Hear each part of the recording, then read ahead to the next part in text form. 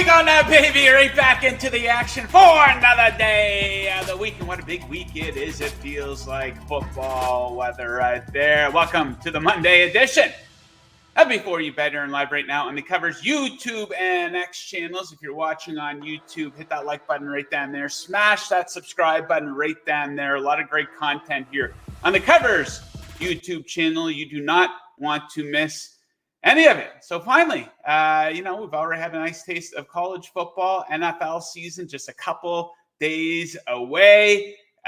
Make sure you make before you bet your number one destination for football betting, whether it be college or the pros. Okay, big show planned for you guys today. Brad Powers will be along here in a matter of seconds. We'll do a little recap of what we saw this past week in college football. And we'll also try to get ahead of a couple numbers here, take a look at his best bets for the upcoming week. Then in the second half of the show, Major League Baseball, good-looking board there. Josh Inglis and I have 5 total bets for you guys if you're looking for something to tail on the dime in here tonight.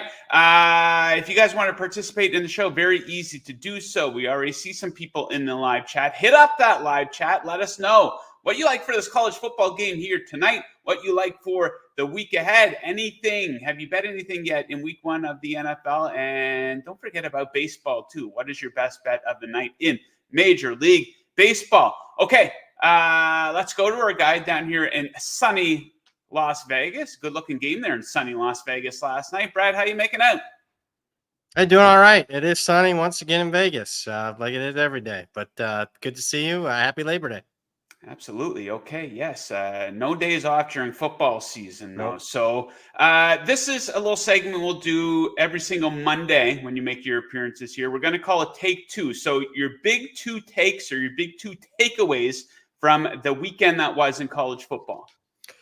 Yeah, and I'm going to go top end of college football and then, really in the weeds, bottom level of college football. But at the top, obviously, you look towards the 4 marquee games over the weekend, counting last night, LSU, USC. And I think the big narrative out there is the SEC came up big time short, with the exception, obviously, of Georgia, who looked the part of the best team in the country, deserved number 1 ranking for Georgia. But let's look at the other 3 matchups. The Miami goes to the Swamp. Florida's about a 2.5 point underdog in that one. Gets absolutely destroyed. In fact, I would say the 41-17 final was maybe even kind to the Gators in that game. So, I mean, I don't like to overreact to week 1, but let's be real. With Florida's schedule, I mean, this team's not going to a bowl game. Their coach is going to get fired. Their quarterback's hurt right now. I mean, that's as bad of a week 1 as it can get for Florida. Also in the SEC, A&M. Look, I thought A&M would win. I gave Miles a best bet, money line bet on the show on Friday.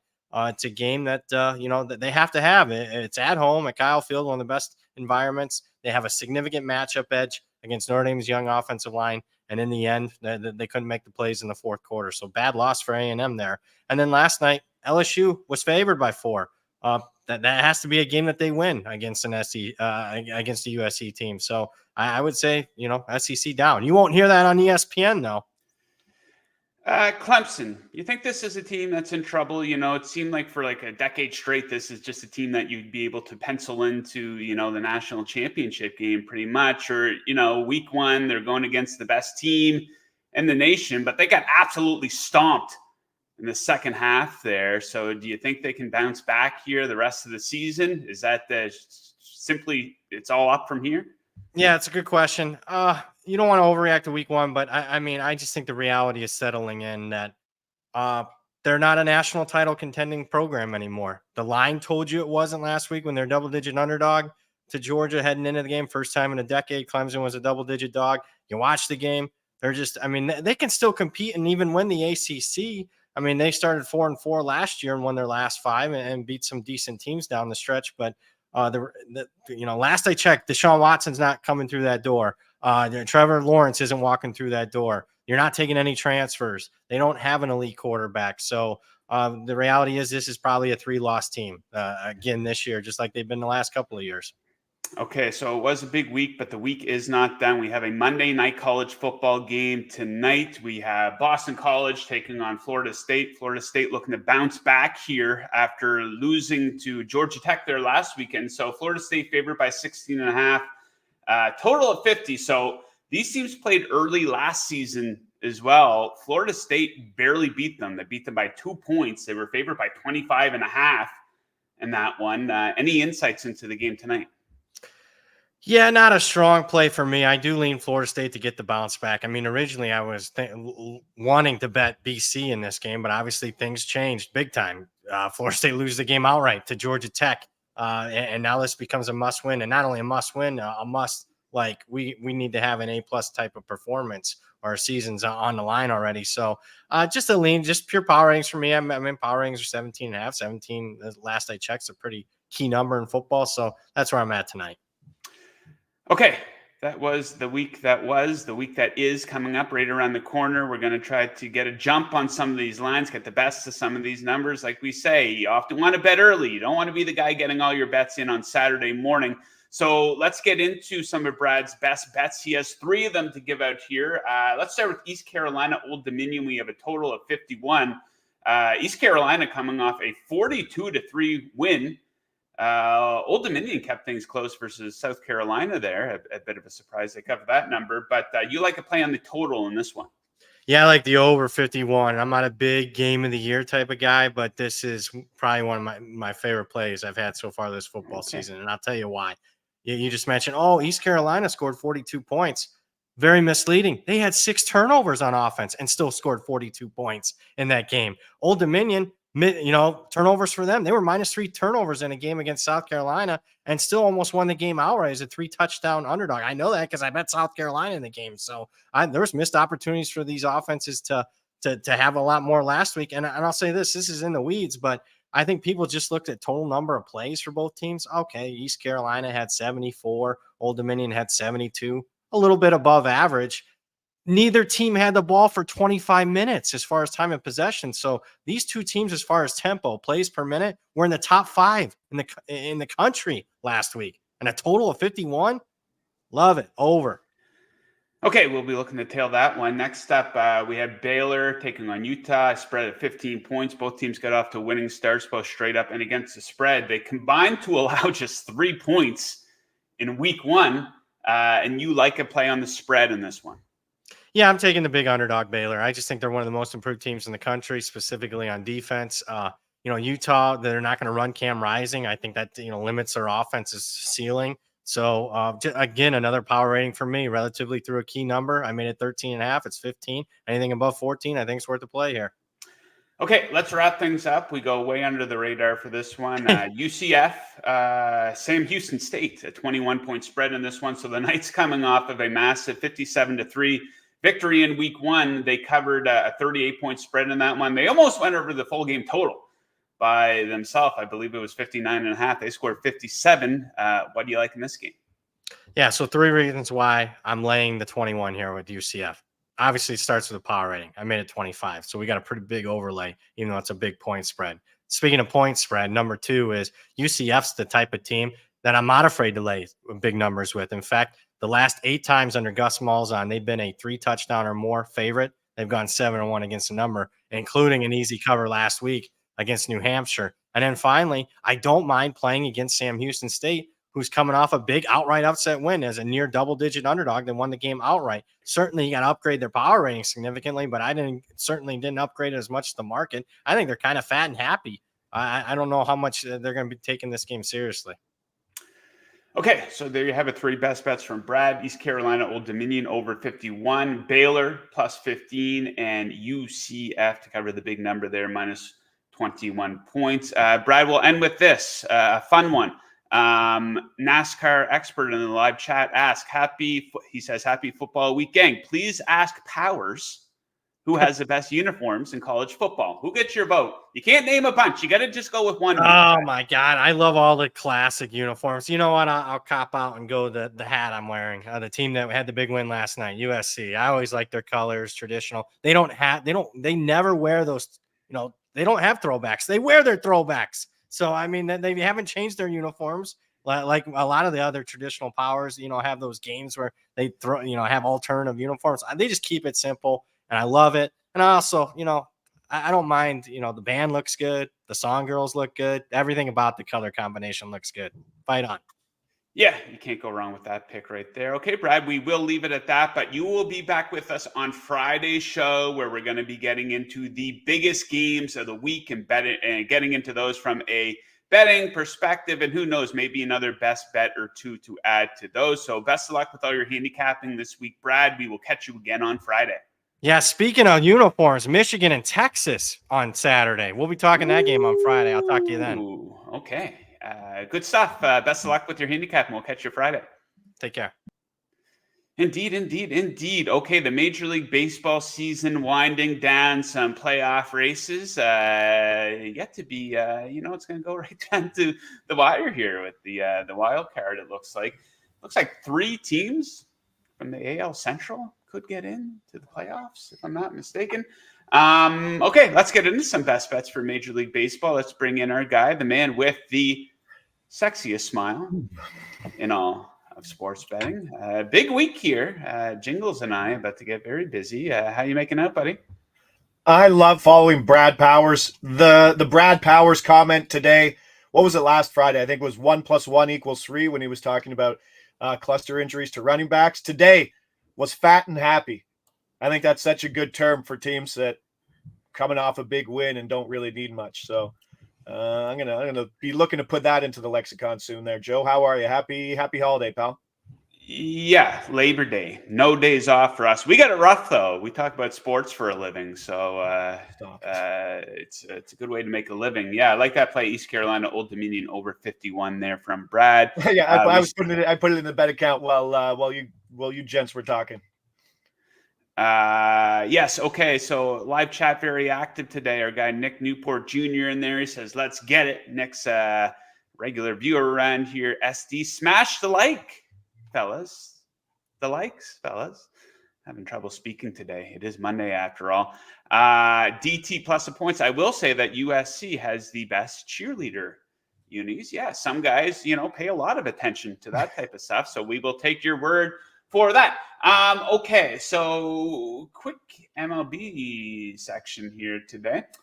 5 total bets, 3 from me, 2 for you. Let's get into it. We're going to start things off at that dump Tropicana Field, where the Minnesota Twins are in town. We're going to go with the first 5 under play here. Under 4.5, minus 130. So Zach Lytle on the bump here for the race. He's been lights out at home.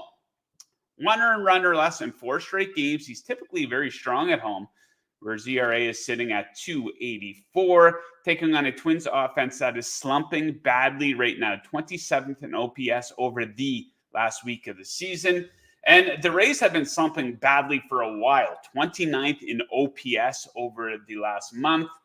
One of the worst offenses on their home field this season. Woods Richardson on the mound here for a mini, 2 earned runs or fewer, and 3 of his last 4. This is mainly a fade of the Rays offense and backing Lytle, though. And I think that number's too high there at 4.5. I expected to see a 3.5 or 4. So I like that one. Okay, next up for you. What do we got? Where are we going there, producer Mick? We're on Luis Severino, under 17.5 outs. Big number here, plus 130. That is a giant price considering, this is a guy who's gone under this in 6 of his last 7, and no idea why this really opened up at 18. It's a home start. Boston's an average to good offense, and he's coming off a 100-pitch outing where he absolutely labored to get just 14 outs. It was anything but efficient. He's running that pitch count up, and in a spot that you kind of touched on it, Joe, things are starting to get tight in the wild card, especially in the NL. I think the Mets are just 1 game back, and they have all their middle relief arms available today. So any sign of faltering within Luis Severino, who, let's be honest, is an average pitcher in the league, they're going to bring in the pen. Plus 130. This is like Dylan Cease numbers for his outs. So you always hear me talking how much I like the plus money under 17.5. So I think this is a great spot for Severino.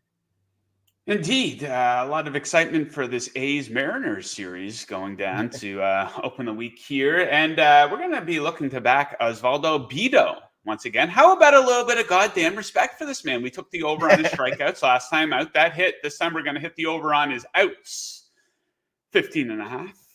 minus 135. So like I said, how about a little bit of respect for this guy? In really good form right now. He's hit 18 outs in 4 of his last 5 starts, where he has a 1.55 ERA. He is a right-handed pitcher. Seattle cannot hit righties. They are 26 in OPS over the last 2 weeks. They also can't hit on the road. Open up the sample size to get a few more games in there over the last month on the road. They ranked 28th in OPS. So Vito to keep on rolling here against the Mariners. One more from you, one more from me. What do you got? Eduardo Rodriguez. This one also is an ugly one. It's a 17.5. It's not plus money, but minus 129. This was a guy who, this is his 4th start. He had 6 days of rest between his first and second start. 5 days of rest between his last one. He was supposed to pitch on regular rest, coming off a 100-pitch outing, but they skipped him in the rotation. I'm quite worried about what he's going to do, and we saw it in his last start. This is a guy who, he's only made 3 starts this year. He didn't start till the end of the season. I don't think the stamina's built up, and we saw it in his last start. He went 1, 2, 3 perfect. He retired his first 12 batters, and then the wheels absolutely fell apart in his last one, or fell off, I should say, as he allowed 5 runs in his final 4 outs recorded. So length, longevity, problem with Eduardo. Obviously a tough matchup versus the Dodgers, and playoff implications are massive. So the same thing we're talking about with old Severino. If there's some issues early, they'll go to the pen, and that's just that. I see this number coming down for sure. Okay, last but not least, let's bring it home. Backing Garrett Cole. Cole often overvalued. I don't think he is here tonight. I think a pretty good spot to take under 2.5 earned runs for him at minus 120. Cole in pretty good form right now. I wouldn't say Cy Young form, but ramping up here with the playoffs approaching. He's coming off a very strong month of August, where he posted a 1.93 ERA in 5 starts. He's taking on a lightweight Rangers team. They've been a pretty big disappointment all season, especially offensively. Over the last 2 weeks, they've been especially bad, 29th in OPS. And he just faced them a couple starts ago. He allowed 1 earned run, 10 strikeouts. That was back on August 10th. So Garrett Cole under 2.5 earned runs. Now, Jingles, next time when you join us, it's going to be on Thursday. And we're going to have a lot more to talk about, because we got a Thursday night football game, NFL, baby, the season opener. I should have prepped you for this, but give us a little taste. Week 1, what have you clicked the bet button on so far? I mean, you're going to give us an avalanche here this week, but is there something that stands out that you absolutely love? Yeah, I got 2 things in the account. I just put another one in today. Derrick Henry for the Thursday game. Derrick Henry over 6.5. Receiving yards at minus 115. Got that at Bet365. That's looking up to 10.5 at PointsBet. I like the 6.5 because it can be a one and done. Once you get into that 8 and 9 yard area, you might need 2 catches to go over. The thing I like about it, there's not a lot of talk about him being involved in the passing game, but he's going to be in there a ton of snaps. There was talk about Monken talking about 300 carries. So the guy's not going to get off the field. There'll be opportunities within him to do something in that passing game. I believe KC was averaging allowed 4 RB catches for about 30 yards last year. So something I like there. Another one I like, Buffalo going over for rookie Ray Davis for a TD plus 550. We're not going to see Josh Allen run much, I think, early in the season, like a lot of teams did. When Joe Brady came over, he kind of increased his run rate, but a lot of that had to do with protecting him early in the season. So I like QBs not to run too much early in the season, and then buy the market later in the season once a lot more is on the line. And I don't really think James Cook is the goal line runner. So the rookie could be in there. Ty Johnson's probably not the guy who's going to get the call. So plus 550 in a game versus Arizona, who's projected to give up the most points in football in the year. That game could be an absolute shootout. So I'll take plus 550 all day. Yeah, much less exciting bet for me. I bet under 41.5 between the Saints and the Panthers here this morning. Those teams have played in a lot of low-scoring games lately. 7 straight unders between those 2 teams. So I think it could be another snoozer there in week 1. But, we're going to be all over week 1's NFL action. It's going to start on Thursday with the season opener in Kansas City. And then on Friday, we're going to be leading off with the Friday night football game. The NFL is so good at this. You know, they've been fantastic with the Black Friday and the Christmas Day games, and they're just jamming games in everywhere. And I talked about it last week. I don't know if despise is a strong word, but you'd always get the season opener on the Thursday. And then those 2 days in between that and the Sunday games just take forever. So an absolute thing of beauty. The game is in Brazil. I don't know what impact that will have. I'd imagine it's going to be pretty damn hot. Do you know if they're playing indoors or outdoors? I got to look into that. I don't know. I was reading reports. I believe it was leaked by Josh Jacobs sent out a tweet saying that the guys would have to stay in their hotels and like be driven in armored vehicles. But it sounds like the NFLPA debunked that. I don't know how well they debunked it because it's just a bad look for them. I don't know if Jacobs was being honest or not, but safety would be a slight concern. There was already talk about them not being allowed to wear green jerseys because of a rival football club, but that's okay. So there's certainly some information to be gathered within that game. Yeah. Okay. So some more research to do on weird stuff like that. But more importantly, let's figure out they're playing indoors or outdoors. And if they are playing outdoors, which I think they are, what will the temperature be for the game? Okay. Let's recap our picks here for Major League Baseball. Twins, Rays, first 5 under 4.5. Osvaldo Bido over 15.5 outs, and Garrett Cole under 2.5 runs. Jingles has Severino under 17.5 outs, some nice plus money there, and Eduardo Rodriguez under 17.5 outs. Okay, Jingles, before we go, like I said, you're going to be back with us on Thursday, but let the people know what you have coming up outside of your appearances on Before You Bet this week. Yeah, pitchers, edges, angles every day, just going through the daily run of going through the MLB slate with starting pitchers and trying to find edges within their props. That's every day. I'll be doing TD article every Thursday, hopefully. Sunday night football, plays and predictions, plus best SGP for that game will be all year. Monday night football, I'll be in charge of that. And the bat, Tuesday, Wednesday, Friday. Then when hockey season starts, Coco and Jingles will be back to its regularly aired program. So we're getting busy, bud. We're getting real busy. Yeah, just kind of busy. Like I said, though, it is fun work, though. Okay, let us leave it at that, but we're going to be right back with you guys tomorrow. You're going to want to tune into tomorrow's show. Professional sports bettor Hitman will be leading off the program, looking to get a jump on some of these numbers. We have a beautiful looking board full of player props out there, usually not out this early, but of course, week 1 being a little bit different. So I'm sure he's going to have some insights and bets to jump on there. And of course, we're going to be covering Major League Baseball as well. So make sure you check us out again tomorrow, same time, same place. If you're watching now and if you're new to the show, make sure you hit the subscribe button right down there. Like I say, a lot of great content here on the Covers YouTube channel, covering everything worth covering in the world of sports betting. Okay, Jingles, thank you very much for joining. Thank you, dear viewer, for tuning in. Best of luck with your bets tonight, and we will catch you guys again tomorrow. Woo!